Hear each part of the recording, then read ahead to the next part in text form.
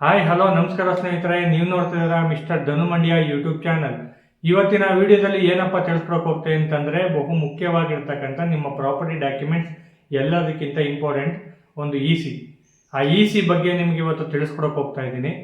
ಇ.ಸಿನ ಯಾಕೆ ಎಲ್ಲ ಬ್ಯಾಂಕುಗಳಲ್ಲಿ ಆಗಿರ್ಬೋದು, ಯಾವುದೇ ಲೋನ್ ಪರ್ಪೋಸ್ ಹೋಗ್ತೀನಿ ಅಂತಂದರೆ ನಿಮಗೆ ಇ.ಸಿ ಕೇಳ್ತಾರೆ. ಯಾವುದಾರ ಪ್ರಾಪರ್ಟಿ ಪರ್ಚೇಸ್ ನೀವು ಮಾಡ್ತೀರಾ ಅಂದ್ರೂ ಇ.ಸಿ ಬೇಕು. ಎಲ್ಲದಕ್ಕೂ ಇ.ಸಿ ಇಂಪಾರ್ಟೆಂಟ್ ಆಗಿರುವಂಥದ್ದು. ಇ.ಸಿ ಯಾಕೆ ಬೇಕು ಅನ್ನೋದನ್ನ ಇವಾಗ ಒಂದು ವಿಡಿಯೋದಲ್ಲಿ ನಾನು ತಿಳಿಸ್ಕೊಡ್ತಾ ಇದ್ದೀನಿ. ನನ್ನ ಒಂದು ಚಾನಲ್ನ ಯಾರು ಸಬ್ಸ್ಕ್ರೈಬ್ ಮಾಡ್ಕೊಂಡಿಲ್ವೋ ಸಬ್ಸ್ಕ್ರೈಬ್ ಮಾಡ್ಕೊಳ್ಳಿ, ಲೈಕ್ ಮಾಡಿ, ಶೇರ್ ಮಾಡಿ. ಏನಾದರೂ ಡೌಟ್ಸ್ ಇತ್ತು ಅಂತಂದರೆ ಈ ಒಂದು ವಿಡಿಯೋಗೆ ಕಮೆಂಟ್ಸ್ ಮಾಡಿ, ನಾನು ಕಮೆಂಟ್ ಮೂಲಕ ನಿಮಗೆ ಡೌಟ್ಸನ್ನ ಕ್ಲಿಯರ್ ಮಾಡಿಕೊಡ್ತೀನಿ ಅಂತ ಹೇಳ್ತಾ ಬನ್ನಿ. ಆಗಿದ್ರೆ ಇವತ್ತಿನ ಇ.ಸಿ ಬಗ್ಗೆ ನಾವು ತಿಳ್ಕೊಳ್ಳೋಣ. ಮೊದಲನೇದಾಗಿ ಬರ್ತೀನಿ ಅಂತಂದರೆ, ಇ.ಸಿ ಅಂತಂದರೆ ಇದು ಒಂದು ಪ್ರಾಪರ್ಟಿ ಡಾಕ್ಯುಮೆಂಟ್, ಮೇಜರ್ ಡಾಕ್ಯುಮೆಂಟ್. ಈ ಒಂದು ಮೇಜರ್ ಡಾಕ್ಯುಮೆಂಟ್ನ ನೀವು ಆನ್ಲೈನಲ್ಲಿ ನೀವು ಅಪ್ಲೈ ಮಾಡಿ ತಗೋಬೋದು. ಯಾವ ಟೈಮಿಂದ ಯಾವ ಇಸ್ವಿವರೆಗೂ ತಗೋಬೋದು.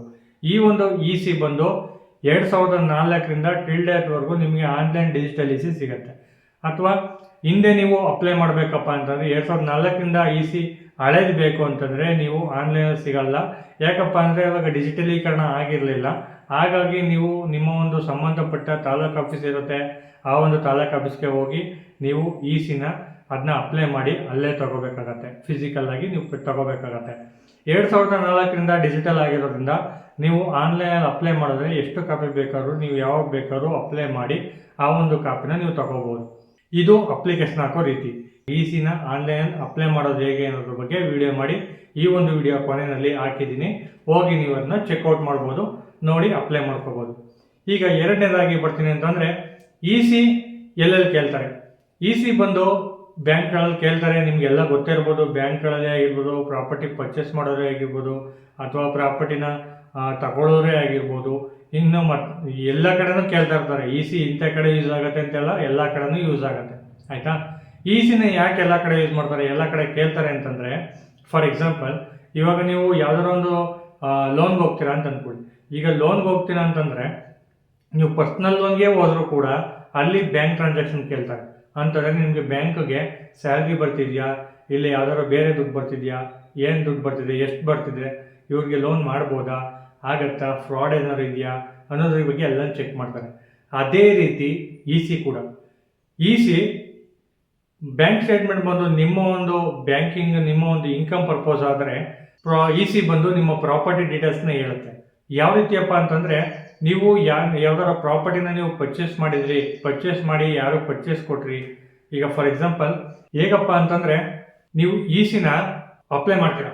ಫಾರ್ ಎಕ್ಸಾಂಪಲ್ 2004ನೇ ಇಸ್ವಿಯಿಂದ ಟಿಲ್ ಡೇಟ್ವರೆಗೂ ನೀವು ಇ.ಸಿನ ಆನ್ಲೈನಲ್ಲಿ ಅಪ್ಲೈ ಮಾಡಿದ್ರಿ ಅಂತಂದರೆ, ಇ.ಸಿ ಆನ್ಲೈನ್ ಅಪ್ಲೈ ಮಾಡಿ ಬಂದ ಮೇಲೆ ಅಲ್ಲಿ 2004ರಿಂದ ಟಿಲ್ ಡೇಟ್ವರೆಗೂ ಯಾರ ಹೆಸರಲ್ಲಿತ್ತು, ಯಾರ ಹೆಸರಿಂದ ಯಾರ ಹೆಸರು ಹೋಯಿತು, ಯಾರ ಹೆಸರಿಂದ ಮತ್ತೆ ಹೋಯಿತು, ಮತ್ತೆ ಯಾವ್ದಾದ್ರು ಪ್ರೆಸೆಂಟು ಯಾವ್ದಾದ್ರು ಲೋನ್ ಇದೆಯಾ, ಅಥವಾ ಹಿಂದೆ ಯಾವ್ದಾದ್ರು ಲೋನ್ ತಗೊಂಡಿದ್ದೀರಾ ಮಾರ್ಟ್ಗೇಜ್ ಮಾಡಿ ಅನ್ನೋದು ಎಲ್ಲ ಗೊತ್ತಾಗುತ್ತೆ. ಪ್ರೆಸೆಂಟು ಈಗ ನೀವು ಯಾವ್ದಾದ್ರು ಬೈ ಮಾಡ್ತಿದ್ದೀರಾ, ಯಾವ್ದಾದ್ರು ಸೈಟ್ ಬೈ ಮಾಡ್ತಿದ್ದೀರಾ ಅಂತಂದರೆ ಇ.ಸಿ ತಕ್ಷಣ ಸಾಕು, ಅರ್ಧ ಪ್ರಾಪರ್ ಡಾಕ್ಯುಮೆಂಟ್ ನಿಮಗೆ ಸಿಕ್ಬಿಡುತ್ತೆ. 2004ರಿಂದ ಫಾರ್ ಎಕ್ಸಾಂಪಲ್ ಹೇಳ್ತಾರೆ, 2004ರಿಂದ ಅಂತ ನೀವು ಫಾರ್ ಎಕ್ಸಾಂಪಲ್ 10 ವರ್ಷ ಹಿಂದೆಗಡೆ ನೀವು ಅಪ್ಲೈ ಮಾಡಿ, 10 ವರ್ಷ ಹಿಂದೆ ಡೇಟಿಂದ ಟಿಲ್ ಡೇಟ್ವರೆಗೂ ನೀವು ಅಪ್ಲೈ ಮಾಡಿ ತಗೋತು ಅಂತಂದರೆ ಆ 10 ವರ್ಷದಿಂದ ಇಲ್ಲಿವರೆಗೂ ಇರೋ ಟ್ರಾನ್ಸಾಕ್ಷನ್ ನಿಮ್ಗೆ ಗೊತ್ತಾಗುತ್ತೆ. ಪ್ರಾಪರ್ಟಿ ಪರ್ಚೇಸ್ ಮಾಡಿದಾರಾ, ಅಥವಾ ಪ್ರಾಪರ್ಟಿ ಸೇಲು, ಪ್ರಾಪರ್ಟಿ ನೀವು ದಾನಪತ್ರ ಮಾಡಿದ್ದೀರಾ, ಅಥವಾ ನೀವು ಪ್ರಾಪರ್ಟಿನ ಏನೋ ಮಾರ್ಟ್ಗೇಜ್ ಮಾಡಿದ್ದೀರಾ, ಇಲ್ಲ ಮತ್ತೊಂದು ಮಾಡಿದ್ದೀರಾ, ಪ್ರಾಪರ್ಟಿದು ಇಂಚು ನಿಮಗೆ ಇ.ಸಿನಲ್ಲಿ ಗೊತ್ತಾಗುತ್ತೆ. ಬ್ಯಾಂಕಲ್ಲಿ ಟ್ರಾನ್ಸಾಕ್ಷನ್ ₹1 ಹಾಕಿ ತೆಗೆದ್ರು ಹೇಗೆ ಗೊತ್ತಾಗುತ್ತೋ ಅದೇ ರೀತಿ ಇ.ಸಿನಲ್ಲಿ ನಿಮಗೆ ಪ್ರತಿಯೊಂದು ಪ್ರಾಪರ್ಟಿದು ಡೀಟೇಲ್ಸು ಗೊತ್ತಾಗುತ್ತೆ. ಯಾರಿಂದ ಯಾರಿಗೋಯ್ತು, ಯಾರಿಂದ ಯಾರಿಗೆ ಬಂದಿದೆ, ಇವಾಗ ಪ್ರೆಸೆಂಟ್ ಯಾರ ಹೆಸರಲ್ಲಿದೆ ಅನ್ನೋ ಸಂಪೂರ್ಣವಾಗಿ ಅದರಲ್ಲಿ ಗೊತ್ತಾಗುತ್ತೆ. ಅದಕ್ಕೋಸ್ಕರ ಇ.ಸಿ ಎಲ್ಲ ಕಡೆ ಕೇಳೋದು, ಇ.ಸಿನ ಫಸ್ಟು ಚೆಕ್ ಮಾಡೋದು. ಯಾಕಪ್ಪ ಅಂದರೆ ಇದಕ್ಕೆ ಇ.ಸಿ ಪ್ರಾಪರ್ಟಿ ಡಾಕ್ಯುಮೆಂಟ್ಸ್ ಹೇಗೆ ಬಂತು ಅಂತ. ಅದ್ರ ಪ್ರಕಾರ ಏನು ಮಾಡ್ತೀವಿ ನಾವು, ಇ.ಸಿನ ತಗೊಂಡಾದ್ಮೇಲೆ ಅದ್ರ ಪ್ರಕಾರ ನಾವು ಪ್ರಾಪರ್ ಡಾಕ್ಯುಮೆಂಟ್ ಇದೆ ಅಂತ ಚೆಕ್ ಮಾಡ್ಕೋತೀವಿ. ಫಾರ್ ಎಕ್ಸಾಂಪಲ್ ಈಗ ಲಾಸ್ಟ್ ಇಯರ್ ನಾವು ಪರ್ಚೇಸ್ ಮಾಡಿದ್ವಿ ಅದು ಜಾಗನ ಅಂತಂದರೆ ಆ ಪರ್ಚೇಸ್ ಮಾಡಿರ್ತಕ್ಕಂಥ ಡಾಕ್ಯುಮೆಂಟ್ ಬೇಕಾಗುತ್ತೆ. ಸಿಕ್ಕಾಪಟ್ಟೆ ಹೆಲ್ಪ್ಫುಲ್ ಆಗುವಂಥ ಈ ಒಂದು ಇ.ಸಿ ಎಷ್ಟು ಮುಖ್ಯ ಅಂತ ನಿಮ್ಗೆ ಗೊತ್ತಾಗ್ತದೆ. ಹಾಗಾಗಿ ನೀವು ಯಾವ್ದಾದ್ರು ಪ್ರಾಪರ್ಟಿ ಪರ್ಚೇಸ್ ಮಾಡಿ, ಯಾವ್ದಾದ್ರು ಪ್ರಾಪರ್ಟಿ ನೀವು ತಗೊಳ್ತಾ ಇದ್ದೀರಾ ಅಂತಂದರೆ, ಅಥವಾ ನೀವು ಯಾವ್ದಾದ್ರು ಪ್ರಾಪರ್ಟಿ ಸೇಲ್ ಮಾಡ್ತಾ ಇದ್ದೀರಾ ಅಂತಂದರೆ ಅಥವಾ ನೀವು ಮಾರ್ಟೇಜ್ ಮಾಡಬೇಕು ಬ್ಯಾಂಕ್ಗಳಲ್ಲಿ ಅಂತಂದರೆ ಆವಾಗ ನೀವೆಲ್ಲ ಈಸಿನ ನೀವು ಕೇಳಿರ್ತೀರ. ಎಲ್ಲ ಬ್ಯಾಂಕಲ್ಲಿ ಎಲ್ಲ ಕಡೆನೂ ಕೇಳ್ತಾ ಇರ್ತೀರ. ಆವಾಗ ನೀವು ಅವ್ರು ಕ್ವಶನ್ ಮಾಡ್ತಾರೆ, ಏನಕ್ಕೆ ಈಸಿ ಎಲ್ಲ ಡಾಕ್ಯುಮೆಂಟ್ ಕೊಟ್ಟಿದ್ದೀನಿ, ಏನಕ್ಕೆ ಅದೇ ಹಾಕಬೇಕು ಇದೇ ಹಾಕಬೇಕು ಅಂತ. ಏನಕ್ಕೆ ಬೇಕು ಅನ್ನೋದಕ್ಕೆ ಇದೊಂದು ಎಕ್ಸಾಂಪಲ್ ವಿಡಿಯೋ. ಇಂಥದಕ್ಕೆ ಬೇಕು, ನಿಮಗೂ ಯೂಸ್ ಆಗುತ್ತೆ. ನೀವು ಯಾವ್ದಾದ್ರು ಪ್ರಾಪರ್ಟಿ ಪರ್ಚೇಸ್ ಮಾಡ್ತೀನಿ ಅಂತಂದಾಗ ನೀವು ಅವ್ರ ಹತ್ರ ಮೇಜರ್ ಡಾಕ್ಯುಮೆಂಟ್ ಕಲೆಕ್ಟ್ ಮಾಡ್ಕೋತೀರ. ಖಾತಾ ಆಗಿರ್ಬೋದು ಅಥವಾ ಡೀಡ್ ಆಗಿರ್ಬೋದು, ಅಂದರೆ ಹಳೆ ಪತ್ರಗಳನ್ನ ಕಲೆಕ್ಟ್ ಮಾಡ್ಕೋತೀರ. ಆದರೆ ನಿಮಗೆ ಇದನ್ನೆಲ್ಲ ಕಲೆಕ್ಟ್ ಮಾಡ್ಕೊಂಡು ಆದಮೇಲೆ ಈಗ ನಿಮಗೆ ಕ್ವಶನ್ ಮೂಡುತ್ತೆ, ಇದನ್ನ ಹೆಂಗೆ ನಾವು ಚೆಕ್ ಮಾಡೋದು ಅಂತ. ಆವಾಗ EC ಚೆಕ್ ಮಾಡಿ. ECನ ಆನ್ಲೈನಲ್ಲಿ ಒಂದು ಡೇಟ್ ಅಂತ ಇರುತ್ತೆ, ಒಂದು 15 ವರ್ಷನೋ 20 ವರ್ಷನೋ 2004ರಿಂದ ಆನ್ಲೈನ್ ಡಿಜಿಟಲ್ EC ಸಿಗುತ್ತೆ. ಅದನ್ನು ಅಪ್ಲೈ ಮಾಡಿ ತರಿಸ್ಕೊಳ್ಳಿ. ಅಪ್ಲೈ ಮಾಡಿ ತರಿಸ್ಕೊಂಡಾಗ ನಿಮಗೆ ಒಂದು ಕ್ಲಾರಿಟಿ ಸಿಗುತ್ತೆ, ಪ್ರಾಪರ್ಟಿ ಯಾರ ಹೆಸರಲ್ಲಿದೆ, ಹೇಗೆ ಬಂದಿದೆ, ಯಾರ ಹತ್ರದಿಂದ ಯಾರು ಪರ್ಚೇಸ್ ಮಾಡಿದ್ದಾರೆ ಅನ್ನೋ ಸಂಪೂರ್ಣ ಮಾಹಿತಿ ಅಲ್ಲೇ ಸಿಕ್ಬಿಡುತ್ತೆ. ಅರ್ಧ ನೀವು ಪ್ರಾಪರ್ಟಿ ರಿಸರ್ಚ್ನ ಅಲ್ಲೇ ಅರ್ಧ ಮುಗ್ದೋಗುತ್ತೆ.